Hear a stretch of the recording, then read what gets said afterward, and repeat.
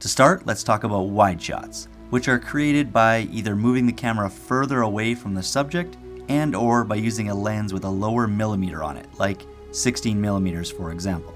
Extreme wide shots are often used to define the scale and scope of a scene's geography in relation to the subjects, which will often appear distant and or small within the frame. Typically, the wider the shot, the more emphasis that is placed on the environment or location.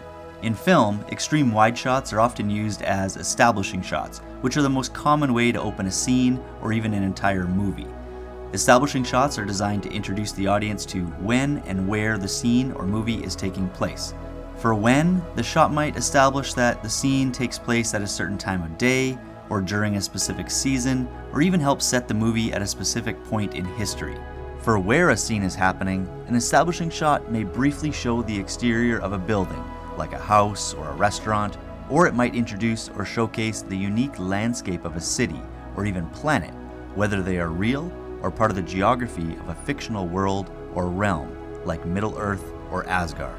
Establishing shots are also used quite often as transitions between scenes or locations, or even from commercial breaks as a way to keep the story moving. Moving in a bit, wide shots typically help to confirm much of the details introduced by an establishing shot, such as the geography of the scene, but they more so tend to emphasize how the subjects are interacting within that environment. Wide shots can be an effective way to express isolation or insignificance, but they can also be used as a way to include or show many subjects at once. Wide shots are also synonymous with the master shot.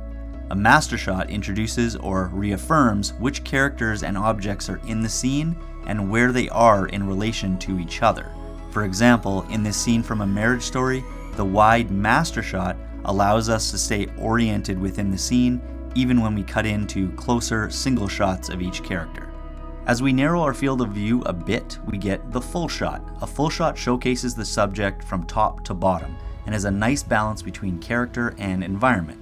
Full shots are used in a variety of ways, like for fight scenes or action scenes or dance scenes.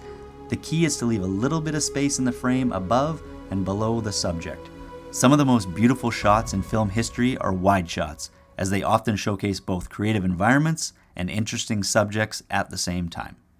If you got something out of this video, make sure to drop a like, and if you're new to the channel, please consider subscribing, and I'll catch you next time.